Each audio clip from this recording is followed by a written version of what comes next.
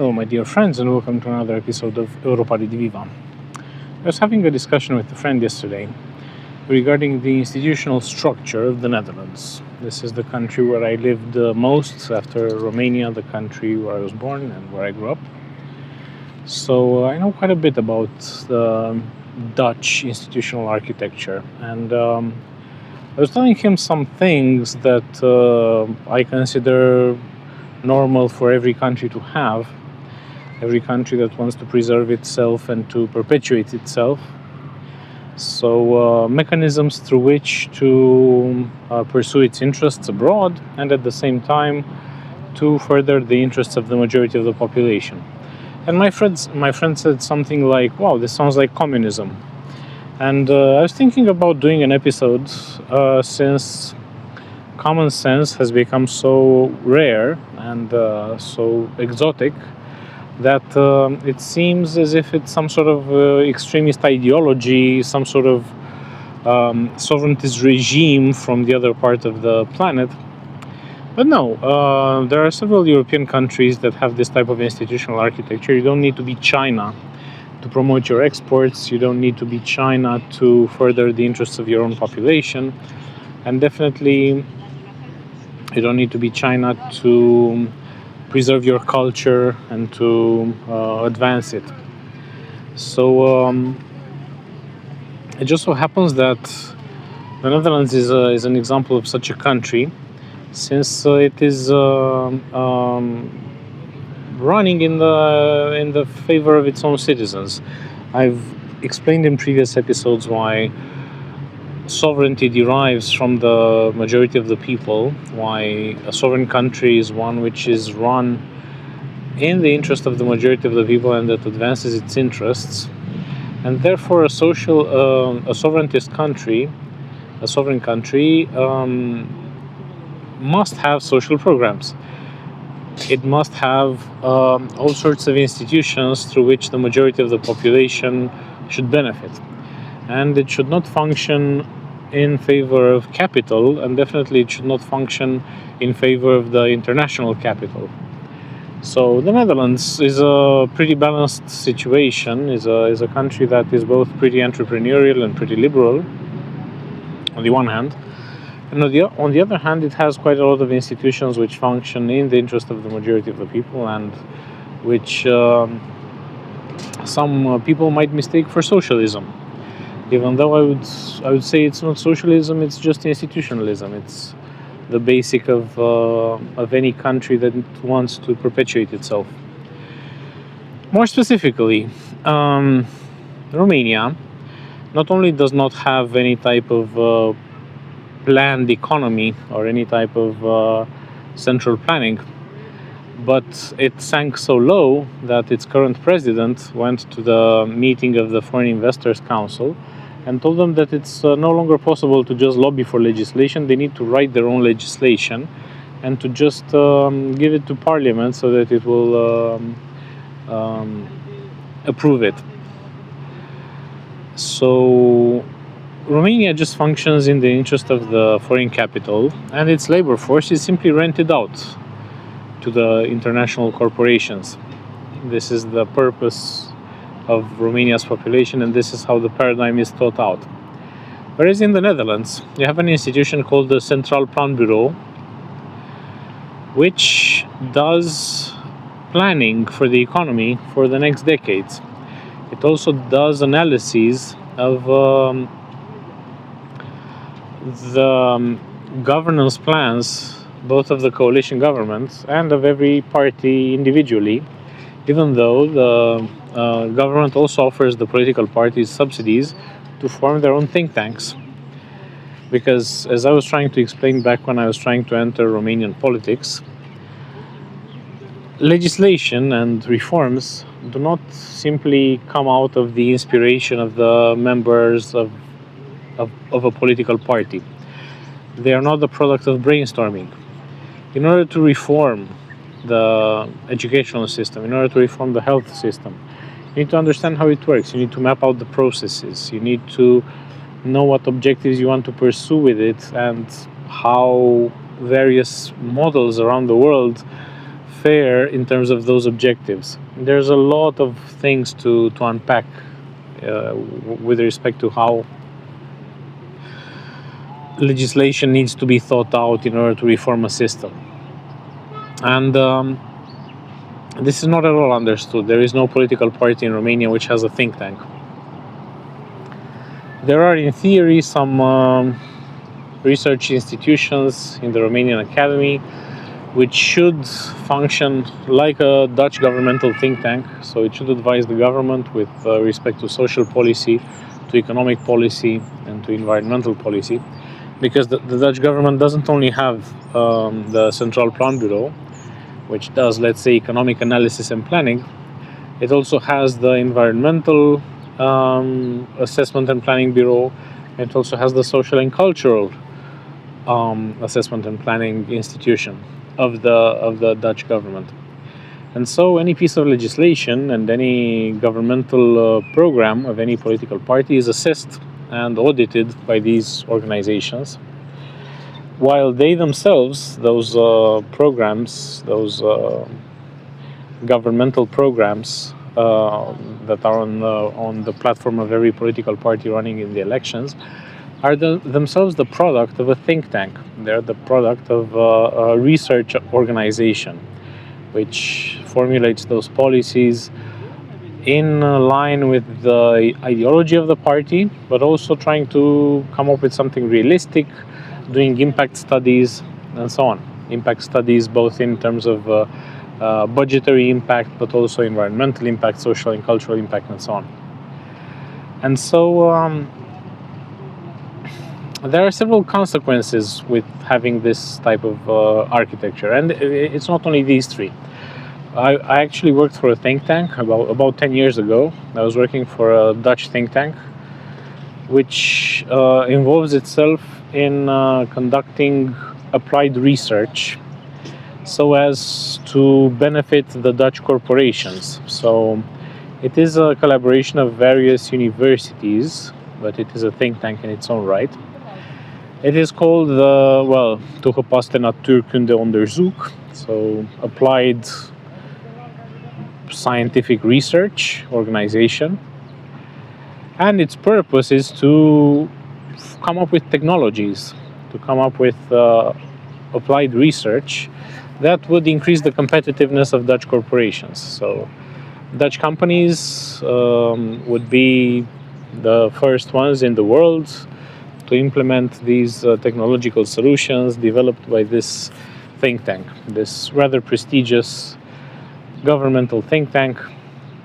Its name rhymes a bit with the Institute for Advanced Study at Princeton, where Albert Einstein used to work, and where I think John von Neumann as well, and a lot of scientists that were not obliged to do any kind of teaching activities. They were just paid to think. So probably its name comes from there. I didn't research it, but there is a reason, there is a point to this think tank architecture, to this think tank structure. And there are a lot of other regional centers of competitiveness which don't just take out European Union money to spend it on fake programs. They actually do capacity building, so they do what various other countries just waste money on, because this is the scheme, this is the European program. It's about human resources development, and they just pretend to train some people into doing something, and they just pocket the money. In the Netherlands, these things are taken quite seriously, and this is why I was telling this friend of mine who is having a hard time finding a job in the tech sector, being a beginner in he's a master graduate in data science and artificial intelligence, but because of AI, it is now hard to find entry-level jobs in this cutting-edge technology. And I was explaining to him that in the Netherlands there are plenty of job ads in this field, and there are also quite a lot of placements done directly by universities through these schemes. Through these schemes of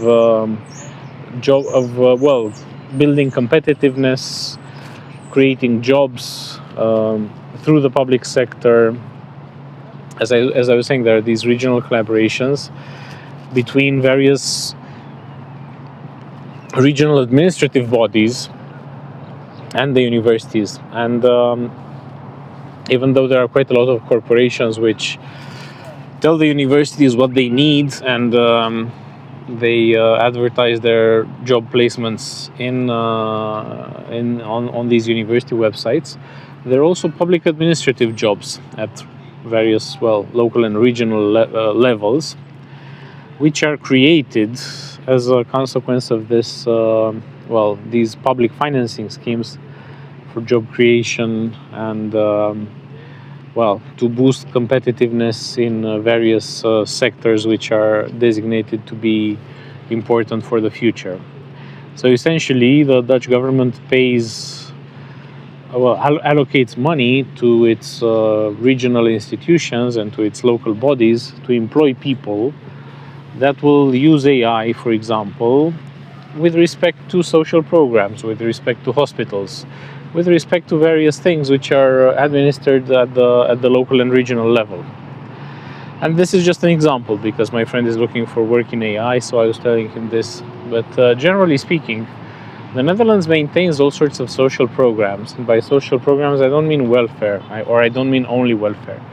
I also mean the fact that the majority of the Dutch population lives in social housing.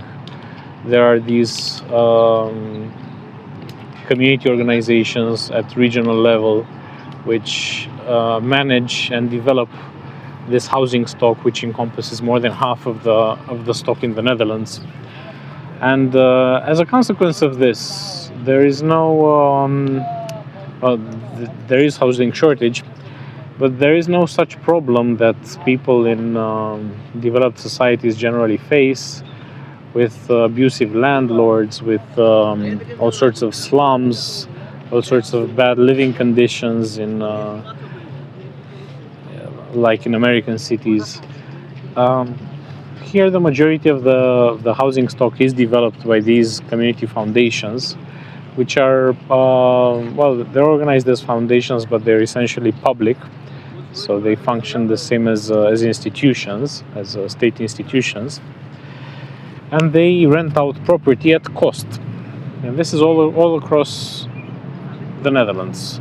In villages, in towns, in cities, in the center of the cities, in the outskirts of the cities, in blocks of flats, in houses.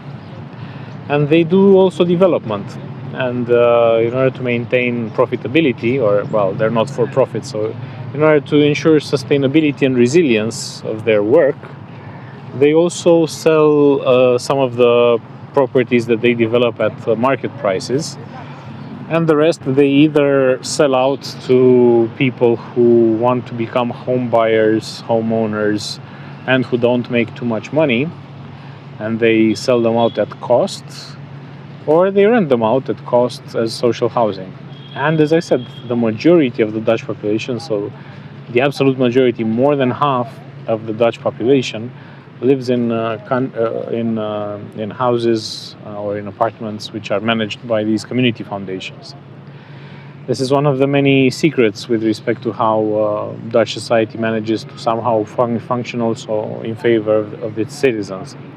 And there are quite a lot. I can speak quite a lot about this, because I've lived in the Netherlands for quite a number of years. And these are part of the social contracts. They are part of the things that everybody agrees upon. So even though since 2010, for example, the neoliberals have been in power in the Netherlands, there was never any discussion about privatizing the social safety net or various of these social programs. And this is what made me try to enter politics in Romania on behalf of this party, which is basically the other chapter of Renew Europe, the Romanian chapter of this Macron pan-European group in the European Parliament, because I was under the impression that it functions, even though it's a neoliberal party, it functions more or less within the same constraints and the same bounds of what is considered civilized, that exist in the Netherlands. So in the Netherlands, there's VVD, and there's D66. VVD was run by Rutte, and D66 is run by the current Prime Minister of the Netherlands. So ever since 2010, the Netherlands was run by these two parties in coalitions, but they were the biggest ones. And there was never any question about not preserving these, basically the social infrastructure of the Netherlands, or to make the Netherlands function at the behest of foreign capital, or to have the Netherlands somehow rent out its population to foreign corporations. No. And this is perhaps the trait of the imperialist system and of the imperialist ideology. So when you have when you have imperialist parties in a place like the Netherlands, which is rather sovereign and which functions in the interest of its people, an imperialist political party like the liberal ones that have run the Netherlands until now, try to build empire, try to expand empire, try to expand Dutch capital abroad, try to make the country competitive in the sense of richer, owning more capital, expanding to new markets and so on. Whereas in places like Romania, the same type of imperialist party just tries to instrumentalize the country for the interests of their external patrons. This is why, for example, if you vote for the pro-French party in France, or if you vote for the pro-French party in Burkina Faso, it's not the same. You might say, oh, it's pro-French, therefore it's pro-civilization. No. If you're in France, if it's pro-French, it is pro-civilization. But if you're in a colony, or in a former colony, or in a neo-colony, if it's pro-French, it just means that it will make the country function in the interest of the corporations there. So, for example, Niger functioned for quite a long time in the interest of the French economy, because it had to sell its uranium at very low prices to the French state uranium, to the French state nuclear company, to use it in the nuclear power plants. So essentially Niger, a poor country in sub-Saharan Africa, was subsidizing the French economy. And this is what makes what makes the entire difference between a colony and a metropolis. If you vote for the pro-French party in the colony, you will not get the same development path as if you vote for the French party in France. This is an essential difference, and I didn't think that I had to explain it, but apparently there's this idiotic slogan going on in Romania ever since I returned 2016, so 10 years ago. I kept on hearing it. We want a country like abroad.